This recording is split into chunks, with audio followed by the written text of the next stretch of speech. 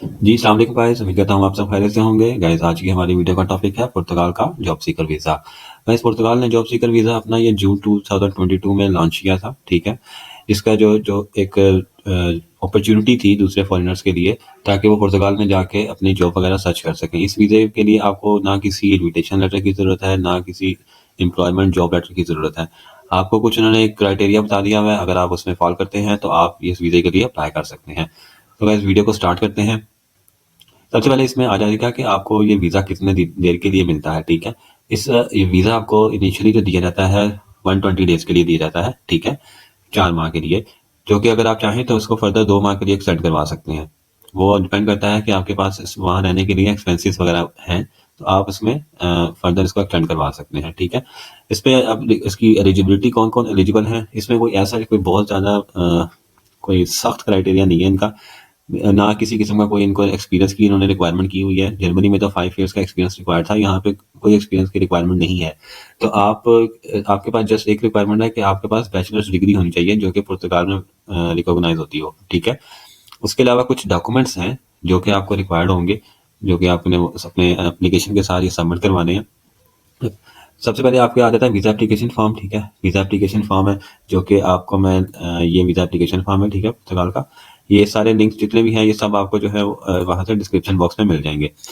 उसके बाद आपके पास आ जाएगा पासपोर्ट, जो कि आपका जब आपका रिटर्न डेट होगी, ठीक है, पुर्तगाल से, तो उस डेट से आपके 3 माह के बाद जो है वो आपका पासपोर्ट एक्सपायर हो रहा हो, ठीक है? तो ये आपके पास पासपोर्ट की थोड़ी वैलिडिटी होनी चाहिए, पासपोर्ट साइज फोटोज होनी चाहिए जो कि शेंजन का जो रिक्वायरमेंट है उसके अकॉर्डिंगली। आपके एजुकेशन डॉक्यूमेंट्स रिक्वायर्ड है मैट्रिक से लेके आपके बैचलर्स तक। इसमें आपके जितने भी आप सारे डॉक्यूमेंट्स जो हैं वो अटेस्टेड होने चाहिए मोफा से, एचईसी से, आईबीसीसी से। तो आपके सारे डॉक्यूमेंट जो हैं वो आपने अटेस्ट करवाने हैं। इसके बाद आपके पास फाइनेंशियल रिसोर्सेज आ जाते हैं। आपने डेफिनेटली प्रूफ ऑफ फंड देना है कि आप वहाँ जाके जाएंगे तो किस तरीके कहाँ रुकेंगे, सॉरी कहाँ से अपना खर्चा करेंगे, तो सारा वो भी आपने इसमें वो देना है, इनको प्रूफ देना है, बैंक स्टेटमेंट दिखानी है। उसमें आपने वही आपका है कि 1000 पर मंथ के हिसाब से आपके पास अकाउंट में आपके पैसे होने चाहिए। इसके अलावा आपके वहाँ पे आपकी अकोमोडेशन कहाँ पे होगी, ठीक है? अगर आप किसी दोस्त के पास रह रहे हैं तो आपको फिर उसका इनविटेशन लेटर दिखाना पड़ेगा, ठीक है? और अगर आप होटल में हैं तो होटल बुकिंग वगैरह साथ लगानी पड़ेगी, ठीक है? इसके बाद आपके पास आ जाता है कि आपने एक कंसेंट देना है इमिग्रेशन एंड बॉर्डर सर्विसेज इधर अपने एसईएफ को, जो कि आपका कि अगर आप शेंजन इंफॉर्मेशन सिस्टम में आप इनको अलाउ करेंगे कि आप जो है वो वेरिफिकेशन कर सकते हैं। ये बेसिकली इंडिविजुअल्स का रिकॉर्ड रखते हैं अपने पास। ये शेंजन एसआईएस सिस्टम जो है ये इंडिविजुअल्स का रिकॉर्ड सिक्योरिटी पर्पस के लिए, तो आपने उनको अलाउ करना है, ठीक है, कि वो आपके बिहाफ पे अपना जो है आपकी क्लियरेंस वगैरह चेक कर सकते हैं सारी, ठीक है, रिकॉर्ड वगैरह चेक कर सकते हैं कि अगर आप वहाँ पे आपका रिकॉर्ड आ तो नहीं रहा, ठीक है, इस सिक्योरिटी पर्पस के लिए है। उसके बाद आपके पास वैलिड ट्रैवल इंश्योरेंस होनी चाहिए। ये फॉर्म जो है ये भी मैं आपको दिखा देता हूँ, ये भी सारा आपको इसमें मिल जाएगा। ये सारा फॉर्म है, ये पुर्तगीज लैंग्वेज में है, तो आपने गूगल ट्रांसलेटर में इसको इस तरीके से लगाना है, ठीक है? ये सारा आपने यहाँ पे अपना जो डिटेल्स हैं वो सारी लिखनी है, ठीक है? उसके बाद इसको अपने पीडीएफ में सेव करके प्रिंट निकाल लेना है। उसके बाद आपके पास आ जाएगा जी कि वैलिड ट्रैवल इंश्योरेंस आ जाएगी, जो आपका 30,000 यूरो जो है वो आपका उसको कवर करती हो। टिकट रिजर्वेशन और रिटर्न टिकट आपने डमी टिकट यानी रिजर्व करवा ली है टिकट अपनी जाने की भी और आने की भी, ठीक है? उसके बाद आपका पुलिस क्लियरेंस सर्टिफिकेट या क्रिमिनल रिकॉर्ड सर्टिफिकेट जो होता है वो आपने, अगर जिस कंट्री में आप अभी अप्लाई कर रहे हैं वहाँ से आपने 1 साल जो पिछले 1 साल गुजरा है उसका आपने रिकॉर्ड क्रिमिनल रिकॉर्ड सर्टिफिकेट आपने वो लेना है, और उसको भी आपने टेस्ट करवाना है मोफा से। उसके बाद आपकी सीवी कवर लेटर, वो मैं रिकमेंड करूंगा कि आप यूरोपास से बनवाएं, और यूरोपास ही, क्योंकि शेंजन जितना भी यूरोपियन यूनियन है वो उसका यूरोपास ही ज़्यादा वो प्रेफर करते हैं, तो आप भी यूरोपास से ही बनाएं खुद। उसके अलावा सिविल सर्टिफिकेट्स हैं, अगर आप मैरिड हैं तो एमआरसी, और अगर आप जो अनमैरिड हैं तो एफआरसी आपने साथ, बर्थ सर्टिफिकेट आपने साथ लगाने हैं, वो भी आपने मोफा से अटेस्ट करवा लेने हैं। उसके बाद अगर आपके पास एक्सपीरियंस लेटर्स हैं तो वो आप सारे अपने एक्सपीरियंस लेटर साथ लगाएंगे। और इसके अलावा यहाँ पे जॉब सीकर वीज़े में आपको एक डिक्लेरेशन फॉर्म भी एक साथ में देना पड़ता है। और बेसिकली इनका institute of employment and vocational training पुर्तगाल का एक गवर्नमेंट का एक ऑर्गेनाइजेशन है, ठीक है?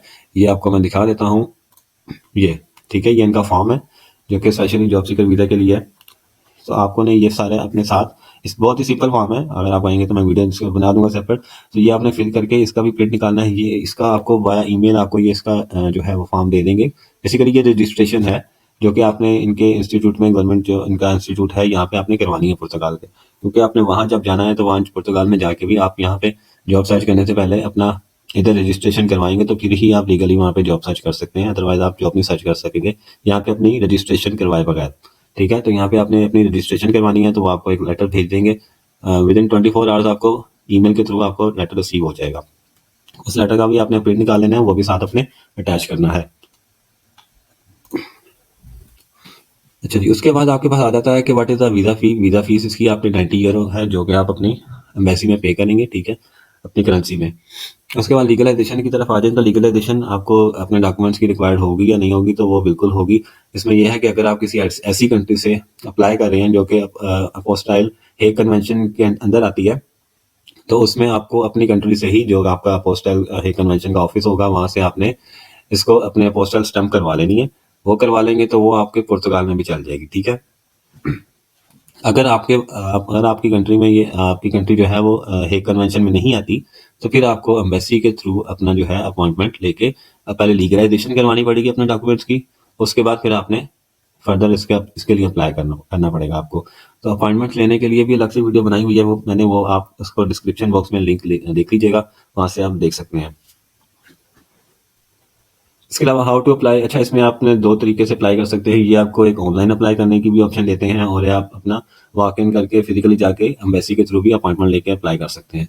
तो इसमें आपको दोनों तरह से आपको जो है वो ऑप्शन इन्होंने दी हुई है।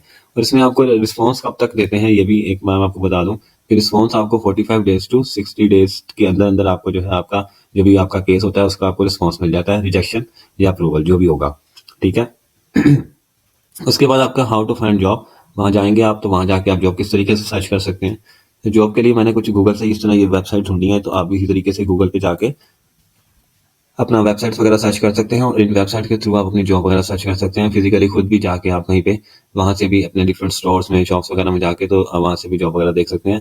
बेहतर यही होता है कि आप वहाँ जाएं तो जहाँ जाके आपको किसी खुद भी थोड़ी सी स्ट्रगल करके, तो शुरू में स्ट्रगल करनी पड़ती है, फिर ही जाके थोड़ी सी जॉब वगैरह आपको मिलती है। अच्छा, उसके बाद आता है what happen if you fail to secure job. अगर खुदा ना खास्ता आपको जॉब नहीं मिलती तो आपका जब वीज़ा एक्सपायर होता है, जो भी आपका रिटर्न की टिकट होगी आपने उस पर रिटर्न वापस आना है। और फिर जब आपका वीज़ा एक्सपायर हो जाएगा तो उसके 1 साल के बाद आप दोबारा से ये जॉब सीकर वीज़ा जो है वो अप्लाई कर सकते हैं, ठीक है। तो कोशिश करें कि वहाँ जाके इतना अगर आप पैसे लगा के जा रहे हैं तो कोई किसी किस्म की जो भी आप जॉब कर सकते हो जो बेहतर लगे आपको, तो कोशिश करें वहाँ पे जॉब कर लेके उसको थोड़ा सा सेटल होने की, ताकि शुरू में थोड़ी सी स्ट्रगल तो होती है, तो करनी पड़ती है, तो वहाँ पे सेटल हो ताकि आप वहाँ से आपको वापस ना आना पड़े। सो गाइज, अगर कोई किसी किस्म का आपका और कोई क्वेश्चन हो तो आप कमेंट सेक्शन में पूछ लीजिएगा, मैं कोशिश करूंगा जवाब देने की आपको।